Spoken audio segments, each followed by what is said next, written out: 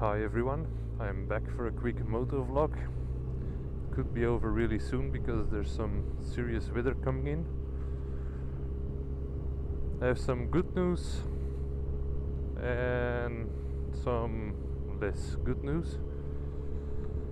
The less good news is my brake light is not working for the moment. It's still working when I use my rear brake, but it's not working when I use my front brake, which sucks because that's the brake I use most. But the good news is, as promised in my last video, I promised one of my next videos would be on my dad's Z1000. I am right now on my way to my dad's place. I haven't asked him about it yet, so I guess I have a 50-50% chance to actually get his bike. We'll see how it goes. It shifts so bad when it's cold. So I think I'm going to cut the video here and stay tuned to find out if I actually get the Z1000 or not.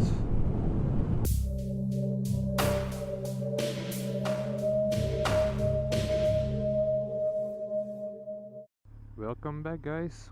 Guess what? It worked. I got the Z1000. And I still must say it's a great bike, keeping in mind that the FC8 is a 2010 model and this is a 2004 model. I have to admit that the engineers of Kawasaki did their homework a lot better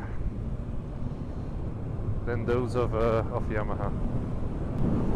The suspension alone is at least twice as good on this one, but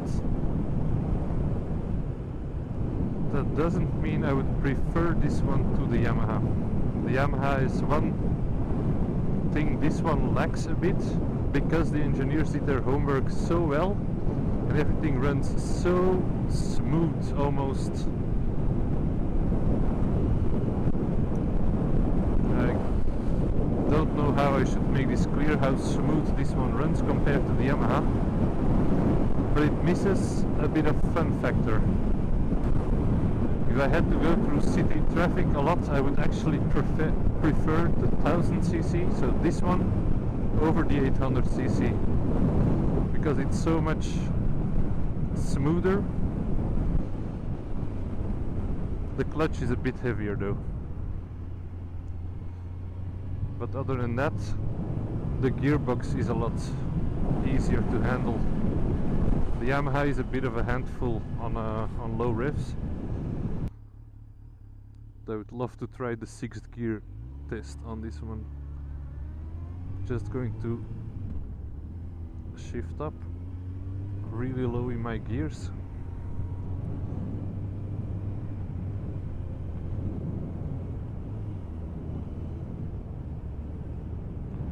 Actually in 6th gear now, and I'm doing 50 kilometers an hour, which is slow, 2000 RPMs.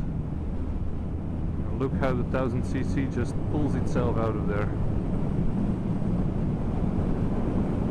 Trust me, and I'm not really giving it beans. This is a powerful bike, a lot more powerful than the Yamaha. Even though the peak horsepower is only 20 horsepower more than the Yamaha. This is 127-ish. The Yamaha is 106-ish.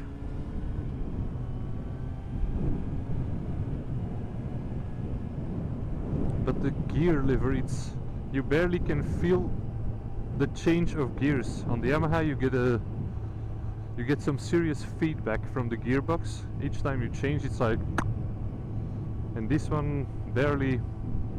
You would almost doubt if you have changed gears at all. And yeah, the suspension, this is fully adjustable. The FC8 unfortunately is not. And with someone with my weight, that's a lot better to have it fully adjustable. This one is nice and stiff to compensate with my excessive weight. Not that I'm fat, but I am tall and not overly skinny. Again, I'm riding so low in this gear and it takes it so smoothly. And the brakes, big difference in brakes. Not that the Yami's brakes are bad. I can definitely not say. The Yamaha actually has the brakes of the 2006 R1, so you can definitely not say that those are bad brakes.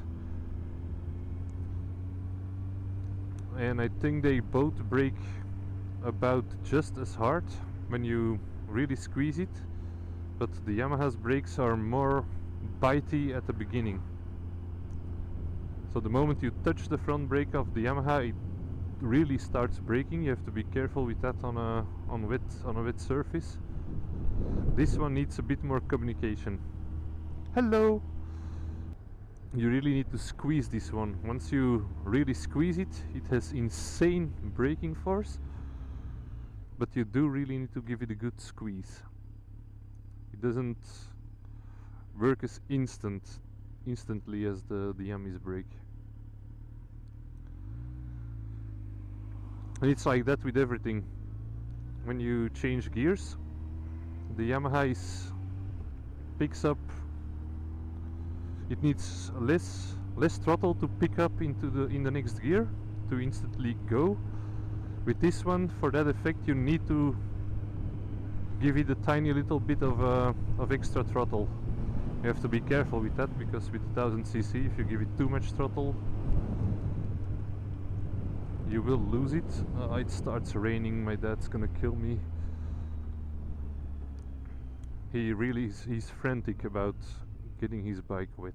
He's one of those people that will sell his bike after 10 years and can honestly say that it never was driven in the rain. This one accelerates faster than the FC8, definitely. But it seems less fast because, of course, the suspension is better. The rear suspension compresses less under acceleration, making it seem like it's less fast. But that also takes away a bit of the fun. With the FC8 I never saw my ref limiter. With this one I saw it plenty of times. Oh, and about my last vlog, because I said something a bit more harshly than I meant it. I don't really hate fall, I actually kind of like fall, seeing the color scheme of the trees and all that. But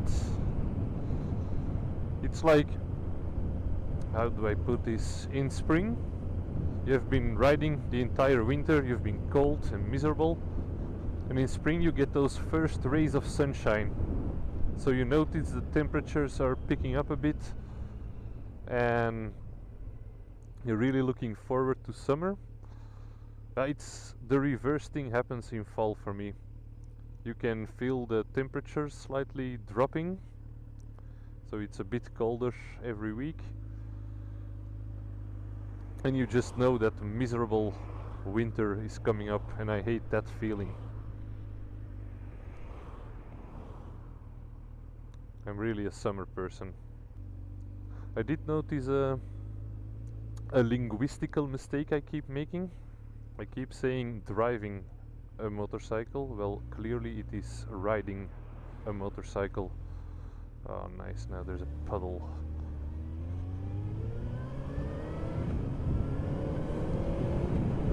Ooh, this one has beef. See how short you can take those gears and still launch like a rocket. I like it. It would be nicer with an open exhaust though. This is the stock exhaust. Never changed it because it's part of the character of the motorcycle. The four exhausts in the back. I'll go to a parking lot somewhere and show you what I mean for those who don't know the model. If you take the stock exhaust off, it would be an entirely different bike. You can hardly hold it against Kawasaki's engineers that they did their homework too well. So it feels a bit... it feels also well orchestrated and a bit too leveled, and that takes away the fun.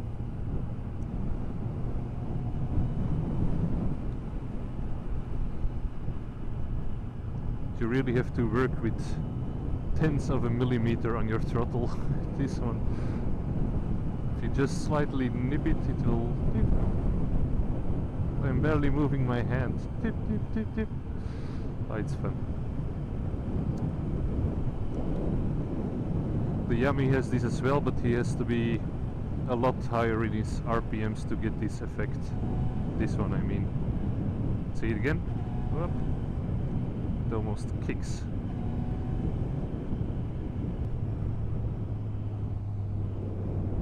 I must say, after being on the Yamaha for this long, I did kind of forget how well this bike copes with everything.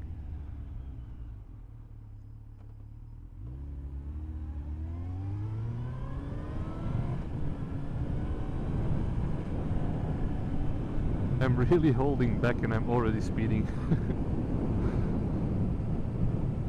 No one dive from behind the buzz. Thank you. Let's see if I can go to the same parking lot as I went to what did I say in my last video with the Yummy, and see how short this one can turn.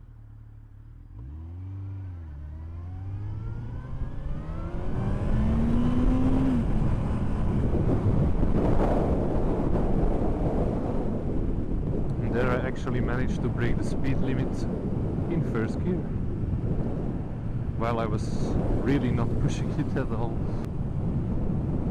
I would say technically this one is the better bike, but there's a big difference in the way you communicate with this one and the way you communicate with the Yamaha.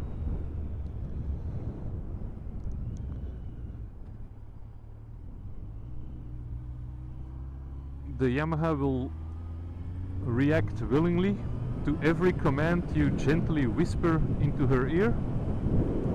Well, this one is more of a stubborn bastard.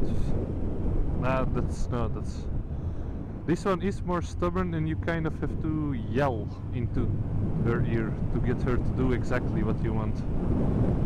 Except for the throttle, you have to be really careful with that one.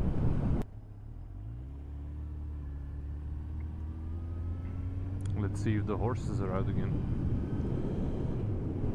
Maybe I was a bit too harsh about horses in my last video as well. They are beautiful animals. They are really beautiful animals. But I just feel they panic too easily, and therefore you can't really trust the horse ever. Even the kindest horse can have its stampede instincts taking over, and then it's so powerful you cannot risk it. But if anyone doesn't share that opinion, I can imagine if you work with them day in, day out, it's a different story. Then you learn how to read them a bit better. That's one thing the engineers of Kawasaki really did screw up on. That's the side stand.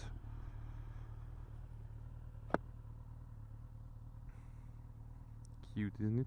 They should have made the side stand a bit longer and a bit further out to make it more stable. Now it's a bit unstable from time to time. See what I mean? The exhaust really kind of defines this bike, so changing it it would lose its character if you change this exhaust. It does also turn really short.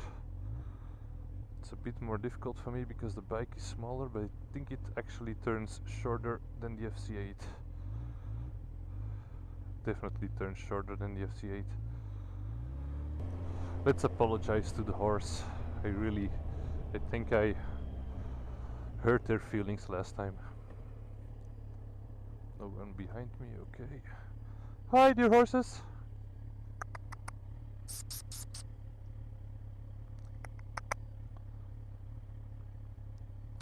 I think they're still a bit pissed at me for not loving them too much. So sorry, horses. I like you enough.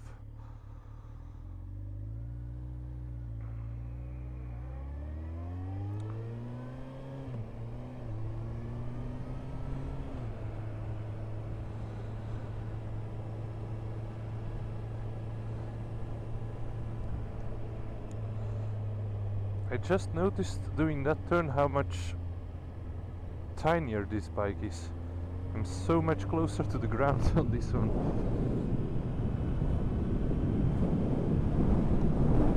And yet wind deflection is a lot worse than on the Yami.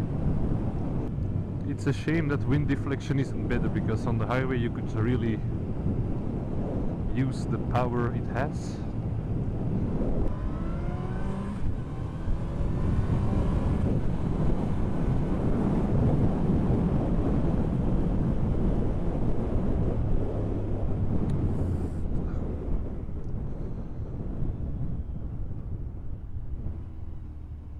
If I had the money, I would own this bike and my own bike,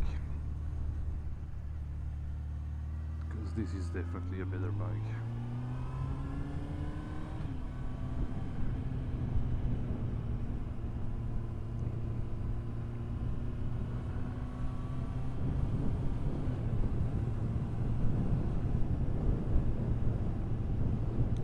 So, I hope you guys, okay, I'll give it one tunnel rev, god damn it, just for the sake of comparison.